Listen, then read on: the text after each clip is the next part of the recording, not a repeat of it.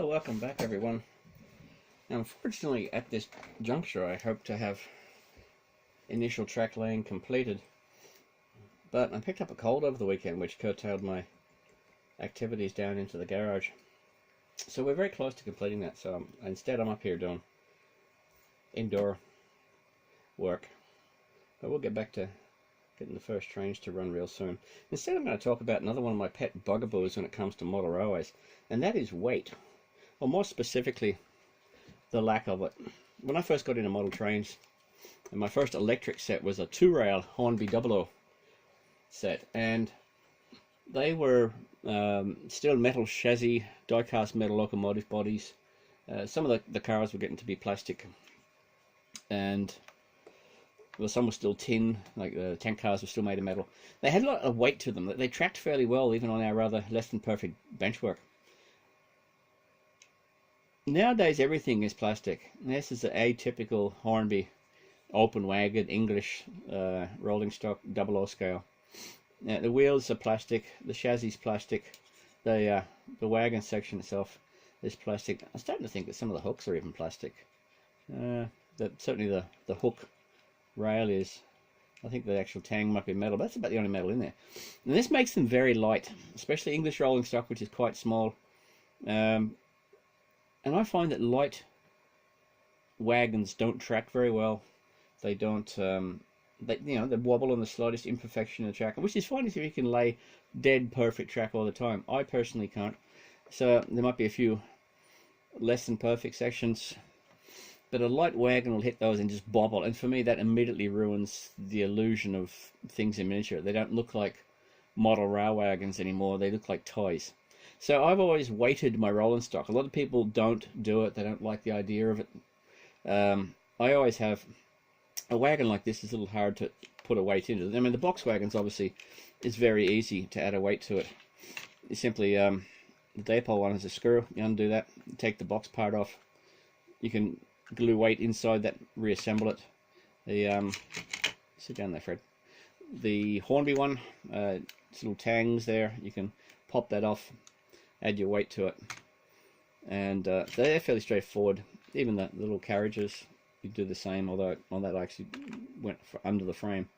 On the open wagons and flat cars and things like that, not so easy to conceal weight, especially these days. I mean, once upon a time you were able to find things like roofing lead, which came in sheets of certain thicknesses, and you could cut sections out of that. So what I do nowadays is I buy fashion sinkers like that. And you think like, oh god, that looks rather ungainly, but yeah, it is underneath the wagon. Now I've pounded it with a hammer to flatten it. The thing is, what I'm doing now is I'm just painting the metal so it becomes a little less obvious.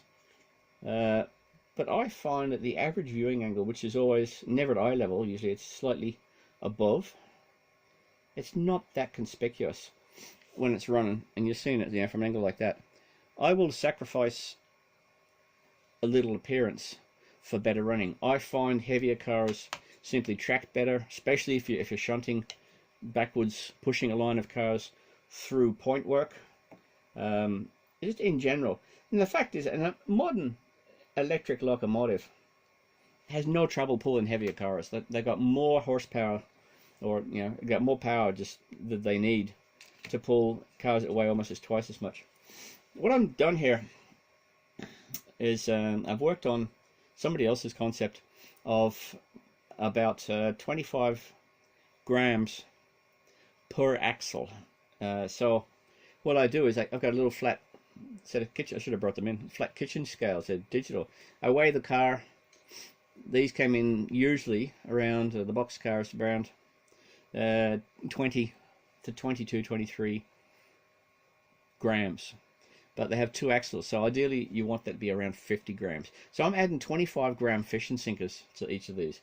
With the box cars, or the wagons, the covered wagons there, what I did was actually added steel washers to get the weight, because you can't see them, and it saves me on using up all my sinkers. Because I had to go and buy these on eBay. I went and bought them on eBay, because there is an efficient tackle store within Kui of here. So that gives me, and not all wagons are exactly the same weight, and as in real life, not every single wagon of the same type is exactly the same weight. And it's just a preference of mine. I like heavier rolling stock. Passenger cars get the same treatment. Engines usually have reasonably good weight. They've got weights inside for traction. I've been known to weight engines if I found them to be like a little light and a little lacking in tractive effort. The problem with the open ones is that what I actually did, if I'm like this, is I pounded the sinker a lot more. I've got my right light in the wrong spot. You may not be able to see that. I pounded it a lot flatter. So we've got a sledgehammer, put that on it. We've got another steel driving hammer and just pounded it flat. So it fits in between the wheels. It's fairly inconspicuous. A bit of paint will help disguise that. Now these are only put in with hot glue, not with araldite or anything permanent. So if I wanted to, if I say I sold the stock and people didn't want the weight, I can easily pull that out and get rid of that and be back to its stock weight. And the hot glue, I'm sure you've been on any sort of hobbying, you've mucked around with hot glue. You can peel it off usually. It's quite good, it sticks, but it's fairly strong, but it's actually not too hard to remove if you need to. So there we go. So I'm quite happy with the weight. The minute I pick these up, I feel that extra heft to them, and I thought, like, that's more like it. That's the feel. It's like the Hornby 00 stuff. I actually thought about like recapturing my childhood and buying all Hornby 00 engines and wagons and carriages and that, and having just a Hornby 00 that, because I always loved Hornby 00, and that one's done. But the stuff is astonishingly expensive because it's all very collectible now. Who knew? Back then they're giving it away for a song. But nowadays, I mean, here anyway in Australia, an average second-hand, third-hand, kicked around since the 50s and 60s, standard British coach carriage is going to cost you $70 or $80. I mean, it's old and a lot of them are tin plate. Still got the metal sides, so they're not as attractive as modern plastic stock. They're quite heavy, and if you like, for me, like heavy, but yeah, they definitely haven't got the detail. So you're buying them more for the nostalgia, for the collectible aspect of the hobby, which is fine if that's just what you want. I like them to look reasonably good. These are, I mean, for a modern wagon, these are lovely detail on them nowadays. You've got the riveting on the side of the straps and the printing, Scottish gas board, all very clearly. The end plates, quite nicely done. All the running gear, the brake shoes, the springs, quite detailed. But just way too light for my tastes. So, like I said, it's one of these personal bugaboos you get in hobbies, and particularly in model railways. You can have endless discussions and border on arguments about types of coupler and types of axles and types of control systems and things like that. And people tell you that you're doing it wrong. The only problem with hot glue, of course, is that it strings like that. People tell you you're doing it wrong, and that's not how you do it. Maybe not how the British Railways actually bloody did it. They were using 1-to-1 scale, the cheaters, So they could afford to, didn't have to worry about weight. They actually had to worry about too much weight. So at the end of it all, I take the philosophy of it. You can have your opinions, and you're quite entitled to them. But it's a personal thing. It's a hobby, It's not a job. It's not a religion. You're meant to be having fun out there in your shed with your toys and your trains and whatever you're doing. And in the end, if you're doing it your way, and if you're happy with that, and you're getting the results you want, that's the other thing. If you're not getting the results you want, you're doing it wrong. You're doing like someone else is telling you to.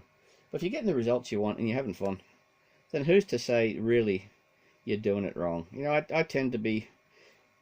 This layout is sort of a period theme, like British Rail, early British Rail. So you got late steam, early, maybe some early diesel stuff, and largely passenger. That's coming together like with the stuff I'm buying, because I don't have a lot of stuff. So I lost a lot, sold a lot over the years. I'm still starting from scratch again. And so that's coming together. But I got really interested in some modern trains, like the modern high-speed electrics, and I've got a Thales set on order, and I want a Bachmann, a Acela, the American high-speed train, and I'll get those out and I'll run them too. And I don't care if they're running off the same terminus, and you see them passing alongside this stuff. It's my shed, my hobby, my rules, And like the thing with the weight, I like them heavy. Yeah, you lose a little bit of prototype appearance. That's why I'm trying to disguise it as much as possible with the paint. But at the end of the day, I do things how I want, and I think everyone should take that approach when it's a hobby. For God's sake, you get the purists and you get the people tell you, you know, you're wasting your time if you don't do it a certain way. But I think my message to everyone is leave people be. You're entitled to your opinion. Have your opinion. That's all well and good. But as long as you're happy in what you're doing. So I'm happy with these. You know, they look okay from the angles I see them. They run a lot better. Got that weight to them. Got more momentum to them when you're shunting and things like that. And that's exactly what I want. So hopefully when we return, I will be down in the shed again without my bloody cold. And we'll be running the first of our trains. And I'm looking forward to that a great deal. So I hope to see you then. Thanks very much for watching.